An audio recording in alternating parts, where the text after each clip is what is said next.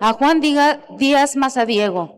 Él es licenciado en Derecho de la UNAM, con más de 29 años de experiencia en el sector público, habiendo liderado proyectos clave del comercio exterior en la Secretaría de Economía y la SADER. Actualmente se desempeña como director general del Observatorio de Verificación y Vigilancia del Mercado y es presidente de la Comisión de Mejora Regulatoria de la CONCAMIN. Le cedemos la palabra. Bienvenido, licenciado. Muchísimas gracias, Yolanda. Muy buenas tardes a todos y todas.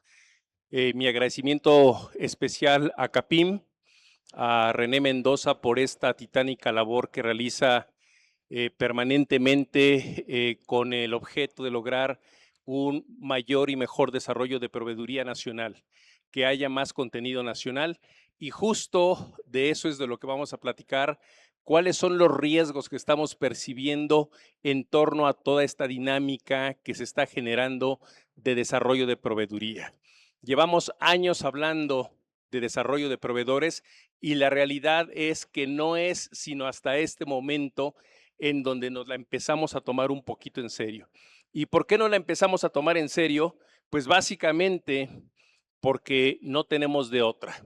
Estamos siendo coercionados a hacer un esfuerzo extraordinario, esfuerzos que lleva años, incluso décadas, en otros lugares, en otros países, para desarrollar proveeduría nacional o regional.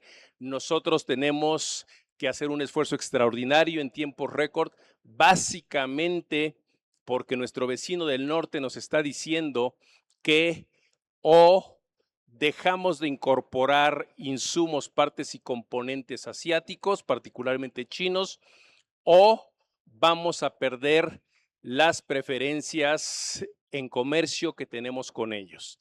Y de eso se trata esto, ¿sí? Tenemos unas láminas en donde hacemos un breve resumen de cómo ha ido evolucionando esto, qué es lo que tenemos. Bueno, pues primero, hace algunos años, el presidente Trump en su primer periodo dijo, va una 2-3-2 contra el acero, contra todos menos contra México y Canadá. No pasó una semana y también incluyó a México y a Canadá en su medida. Y ahí empezamos a tener la incorporación de un componente interesante que anda flotando ahí en estos temas, pero que no está muy claro. El presidente Trump hablaba, los americanos hablaban de transshipment, ¿sí? Algo que de este lado traducimos como triangulación y que voy a abordar más adelante en la charla. El segundo acto es justo que ya en un documento oficial, el gobierno de los Estados Unidos habla en su estrategia de seguridad nacional del comercio como un componente estratégico, pero ya señala explícitamente a México como un país a través del cual se triangula mercancía hacia su territorio nacional. Aquí ya tiene otra connotación porque básicamente estamos hablando de un fraude aduanero, ¿sí? Es de lo que estamos hablando. ¿Qué es lo que están diciendo? En México hay personas, hay empresas que importan a su territorio, a territorio mexicano, le cambian la etiqueta de país de origen y lo mandan a Estados Unidos como si fuera mexicano, al amparo del TEMEC. Bueno, en ese entonces era al amparo de otro tratado, aquí te dice ya en 2025, al amparo del TEMEC, lo mandan como si fuera mexicano para aprovechar los beneficios arancelarios que tiene nuestro país. Y posteriormente, pues nos avientan otro documento que es la Estrategia Nacional contra Drogas, en donde volvemos a hablar de lo mismo. Tenemos un tema en donde las drogas nos vienen a dar un panorama gris sobre las prácticas logísticas, los miedos que hay sobre nuestro país en este tema. ¿Y qué siguió? Bueno, pues ya nos despacharon con motivo de que la Corte Americana tumbó una de las medidas del presidente Trump, ya nos despacharon una nueva medida que sustituye a la anterior, es decir, no tardó absolutamente nada en sustituir una medida por otra. Y ahora lo conocemos, esta en particular, como 301, como la medida 301. El año pasado, todo el primer semestre de este año, hablamos de 3 escenarios posibles. Viene una revisión light del tratado, viene un escenario moderado o nos vamos con un escenario riesgoso, en donde pudiera incluso reventarse el tratado. Hoy sabemos que cuando inician formalmente las charlas para la revisión del tratado, hoy sabemos que a final de cuentas los americanos hicieron lo que ya se había descontado que iba a suceder.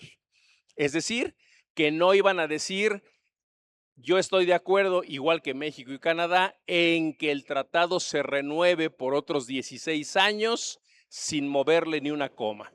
¿Y qué es lo que tenemos? Pues lo que tenemos es que la respuesta del gobierno americano fue, yo no quiero una renovación automática del tratado sin moverle nada. Lo que a mí me interesa es una revisión del tratado en la modalidad de año con año, con el objeto de que permanentemente lo estemos actualizando. ¿Eso significa que se muere el tratado? No, tenemos tratado todavía por otros 10 años y en cualquier momento puede surgir de nueva cuenta el tema de prorrogarlo por otros 16 o prorrogarlo por otro periodo. Eso ya es secundario. ¿Qué es lo que estamos viendo derivado de la lámina anterior y de esta?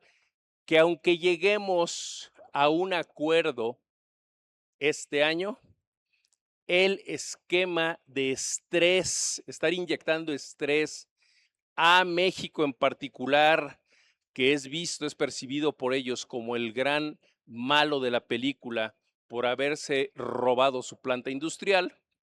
Entonces, vamos a estar viendo estrés y estrés con diferentes medidas, a pesar de que este año lleguemos a algunos acuerdos. ¿Por qué? Porque lo que realmente le interesa a los americanos es una dinámica en donde las grandes plantas se vayan a Estados Unidos. Aquí, pues ellos nos dejan algo para entretenernos, pero realmente esas grandes inversiones se van para allá. Y eso, la realidad es que poco a poco se va logrando. Oímos a cada rato de plantas que cierran, empresas que llevaban años y que están cerrando, incluso armadoras, ¿sí?, que cierran plantas. ¿Y qué es lo que estamos viendo? Pues esas empresas claramente no están peleadas con su dinero y lo que dicen es, en lugar de estar lidiando con la incertidumbre de que me paren las operaciones o que de repente me amanezca con un arancel muy grande, impagable para la introducción de mis productos a Estados Unidos, prefiero recoger los fierros, armo una nueva planta en Estados Unidos y ahí empiezo a producir lo que se requiere para ese mercado. Aquí el gran tema es, ¿qué es lo que le corresponde? ¿Qué es lo que nos corresponde a nosotros? ¿Qué es lo que le corresponde a las empresas, particularmente en foros como este? Porque propiamente la negociación, pues es del gobierno, ¿sí? Sin embargo, a los gobiernos estatales y a las empresas, no quiere decir que debamos esperarnos hasta que terminen las negociaciones para ponernos a trabajar. Ya está claro ese esfuerzo a que nos están empujando, aún sin saber cómo van a terminar las reglas de origen. Todos damos por descontado que vienen cambios fuertes en las reglas de origen.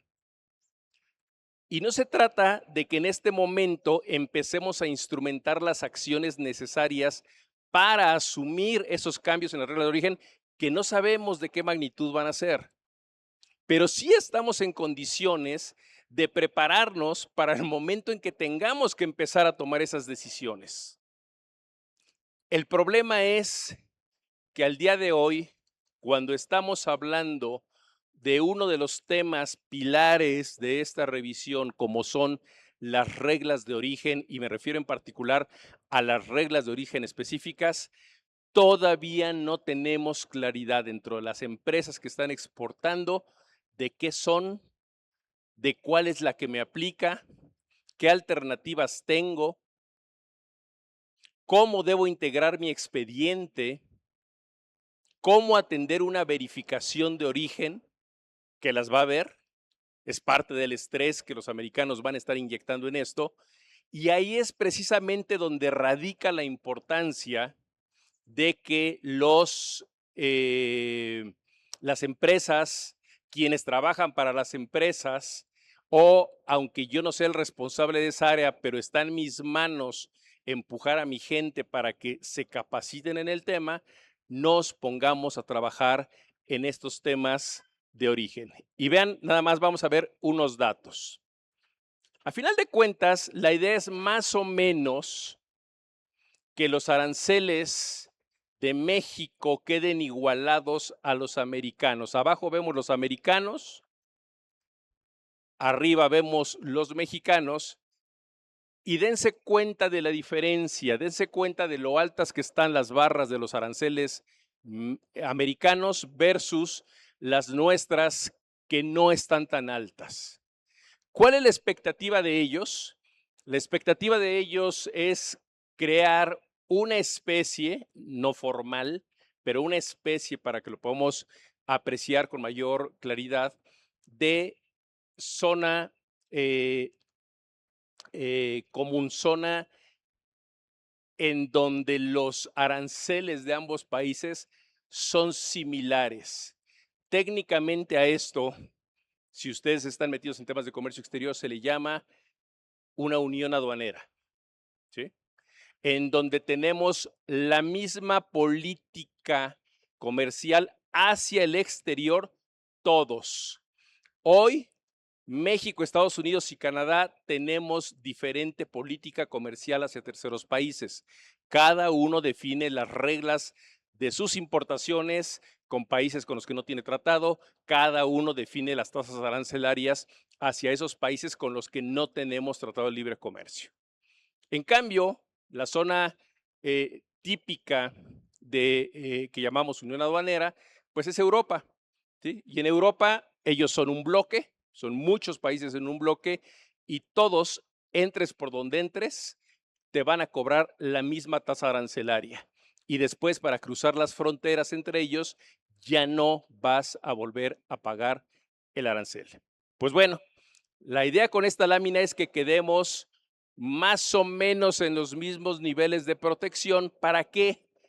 Pues para evitar que lo que un país, el de más altos regulación tiene, el de más altos aranceles, no se evada esa regulación entrando por el que tiene aranceles más bajos y tengamos elementos como el del reetiquetado.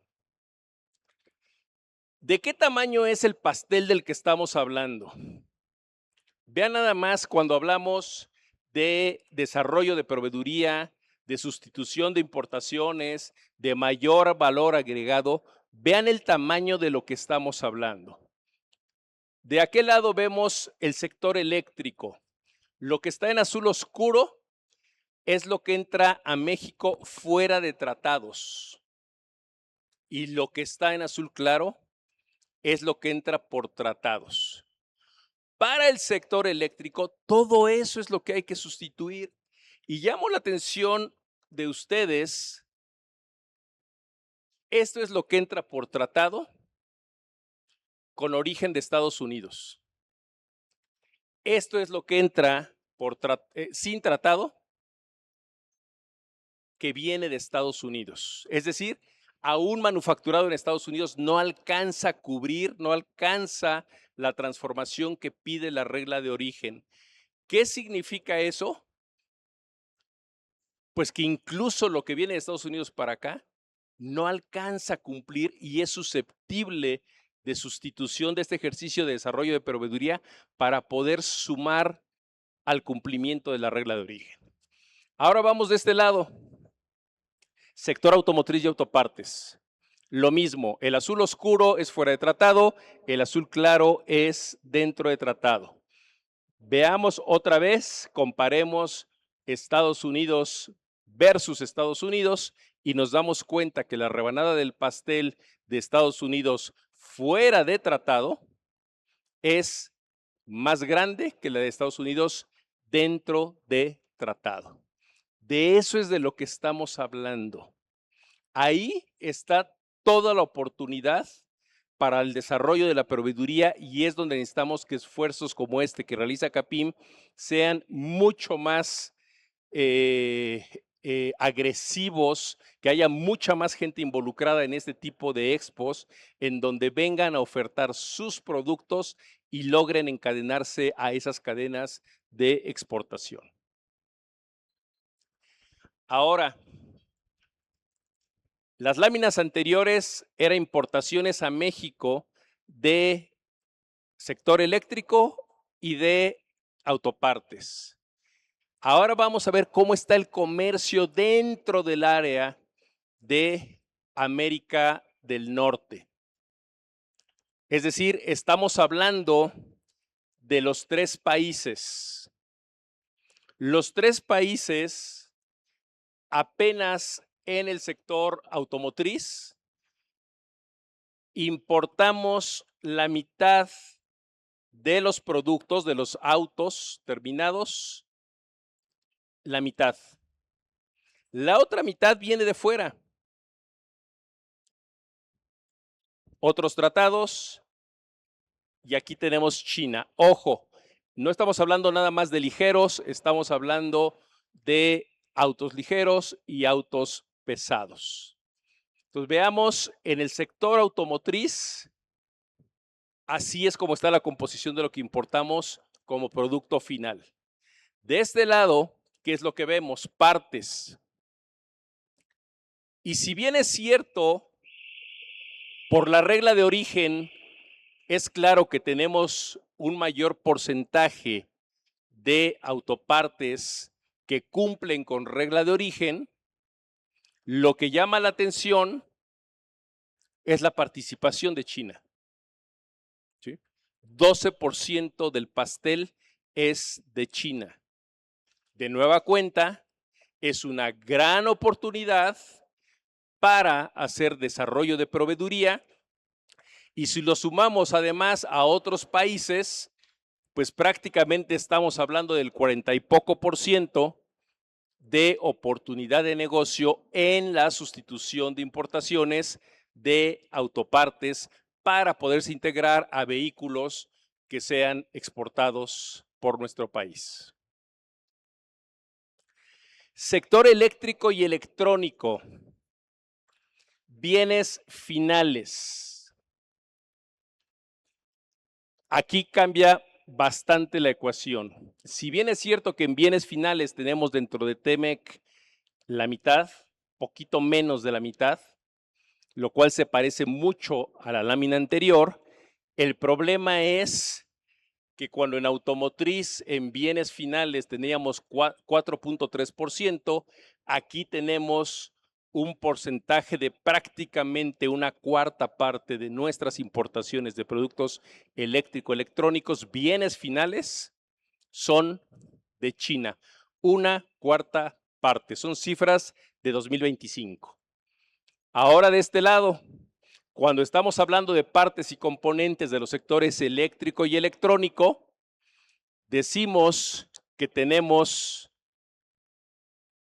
países diferentes a TEMEC, 63%, países TEMEC, 18%, abajito de una quinta parte es lo que tenemos de TEMEC, y China tiene prácticamente lo mismo que lo que entre los tres países del TEMEC estamos produciendo, estamos generando.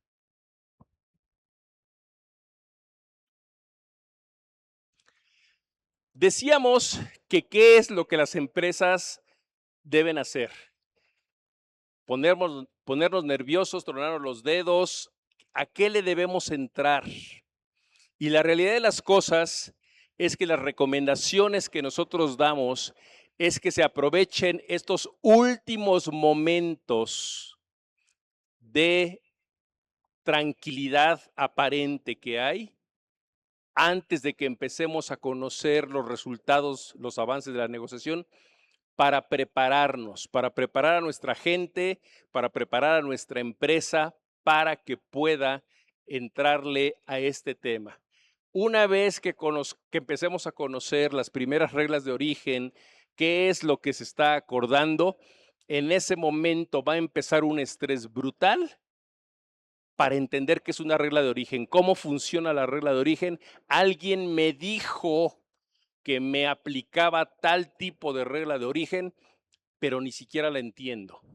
Este es el momento, es el último momento de ponernos a aprender de esto, de capacitar a nuestra gente. El primer consejo que damos de 4 es ese: conoce tu producto. Y cuando decimos conoce tu producto, pues no significa que veamos el producto que producimos. Significa que nos metamos a las tripas de nuestro producto para conocer de dónde vienen todos y cada uno de los componentes que usamos para su producción. A eso le llamamos BOM, billete de materiales. Si no conocemos un billete de materiales, por favor, tarea, pidan uno en la empresa, googleen qué es un billete de materiales, conozcan un billete de materiales. ¿Sí? Básicamente un billete de materiales, de manera muy burda se los voy a describir, es como una receta de cocina, la parte de los ingredientes. Para hacer un pastel requiero tal cantidad de tantos ingredientes.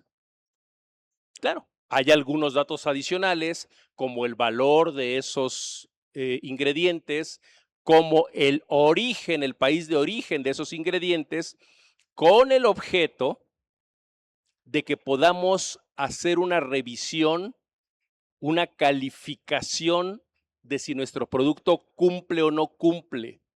Pero no solo eso, ¿eh? Lo más importante no es decir que nuestro producto cumple o no cumple en este momento. Lo más importante es compenetrarnos con toda esa información, desmenuzarla, y con las personas que conocen de esto, que suelen ser los de compras o los de ingeniería, ver qué alternativas de proveeduría tengo. De esas tablas que veíamos en láminas anteriores, de todo el espacio que es susceptible de sustitución, en donde dejo de importar y desarrollo proveedor nacional, es importante que empecemos a tocar puertas, que empecemos a ver potenciales proveedores, porque vamos a tener que jugar con nuestras reglas de origen, vamos a tener que jugar, no con la regla de origen, vamos a tener que jugar con nuestro billete de materiales para ver qué puedo cambiar o qué tengo que cambiar, evidentemente de proveeduría regional, de preferencia mexicana, para poder alcanzar el nuevo estándar que me está imponiendo la nueva regla de origen. Prefiero empezar a ubicar hoy esos potenciales proveedores, particularmente las industrias, que toma años el desarrollo de un proveedor. Porque desarrollar proveedores no es ir a la tienda de autoservicio y tomar de un estante algo. Desarrollar proveedores significa que a veces ni siquiera mi empresa, la matriz que está en otro lugar, o el cliente de mi empresa, tiene que avalar a ese proveedor, las prácticas de ese proveedor, que sus prácticas no solo corporativas, sino de producción, alcanzan el estándar necesario para encadenarse. La segunda recomendación es conoce la regla. Conoce tu regla de origen. Contenido regional, salto arancelario, etcétera, etcétera, etcétera, Bueno, no nos quedemos nada más en saber el nombre. Desmenucemos nuestra regla de origen y tratemos de entender por qué dice lo que dice, por qué está estructurada como está estructurada. Esa regla de origen lo que nos va a decir es dónde está la sensibilidad de la región desde el punto de vista de producción nacional, qué es lo que está protegiendo. Pero no solo eso, es probable que no nos hayamos dado cuenta que muchas veces un producto tiene más de una regla de origen o tiene más de un procedimiento para calificar su origen y no nos hemos dado cuenta. A veces hay otras formas más sencillas de cumplir y no nos hemos dado cuenta porque alguien alguna vez dijo que era de la forma X y estamos obviando que el tratado, a veces en letra chiquita y a veces en letra grandota, nos dan otras alternativas para el cumplimiento con la regla de origen. A veces lo presenta como notas, a veces como una regla de acumulación, a veces como un tema de un producto intermedio, un de minimis o un proceso específico. Entonces, hay muchas opciones que vale la pena que revisemos, que no nada más nos quedemos en el primer renglón de lo que estamos viendo, que revisemos o las reglas completas de la partida, de la subpartida, a veces hasta del capítulo, y no nada más los dos renglones de nuestra regla de origen, que sí, nos van a decir esos dos renglones, pues es una regla de salto, pero resulta que no vimos una nota que estaba ahí perdida junto con los primeros párrafos del capítulo, o la partida o la subpartida, y ahí hay notas que nos dicen alternativas bajo las cuales podemos cumplir.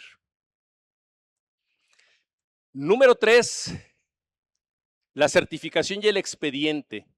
Desgraciadamente hemos generado malos hábitos en el tema de que el certificado a veces no contiene la información producto del proceso, sino son certificados que se llenan ya como machotes. ¿Sí? Y no es sino hasta que viene una verificación cuando nos damos cuenta que no le pusimos la información que era, o nos damos cuenta que el BOM que usamos como base para hacer el cálculo no estaba actualizado, no era la última versión, porque la última versión la tiene el amigo de producción guardada en un cajón y no se han comunicado las áreas. Hagan grupos de trabajo interdisciplinarios en las empresas como una forma de lograr una comunicación mucho más ágil en las diferentes áreas involucradas en esto y que ante una potencial verificación de origen tengan la capacidad de responderla. El principal problema que vemos en las verificaciones de origen no es que los cuestionarios de los americanos vengan en inglés. El principal problema es que no nos damos cuenta que llegó un escrito y como nadie le entendió, por ahí lo fueron traspapelando, pero el principal reto es lograr organizar un equipo, una fuerza de tarea interna en la empresa que nos permita darle los insumos a quien vaya a ser el responsable de atender esto para poder atender, afrontar esas respuestas. Por último, evalúa el riesgo regional. Aquí les dejamos un QR, una página para una herramienta que hemos generado. Es de uso gratuito, público, está en internet y le llamamos Índice de Exposición y Riesgo Regional TEMEC. ¿A qué se refiere esta herramienta? Básicamente de los 3 países que tenemos en una buena cantidad de abasto para nosotros y qué es en donde nos falta proveeduría.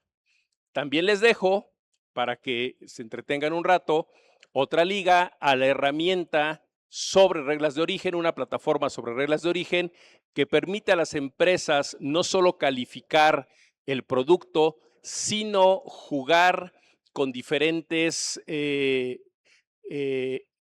tipos de producto en donde le cambian cualquier componente sin ningún problema, les va generando diversas versiones y así pueden comparar qué es lo que más le conviene a las empresas. Muchísimas gracias por su atención. Muchas gracias a René Mendoza por la invitación. Tengan muy buena tarde y estamos aquí para preguntas. ¿Sí? No. Okay. Muchas gracias. Licenciado, muchas gracias por compartir con nosotros toda su experiencia, el largo camino que lleva dentro del sector. Y en nombre del comité organizador le entregamos este reconocimiento y un pequeño detalle. Muchísimas gracias. Tengan buena tarde.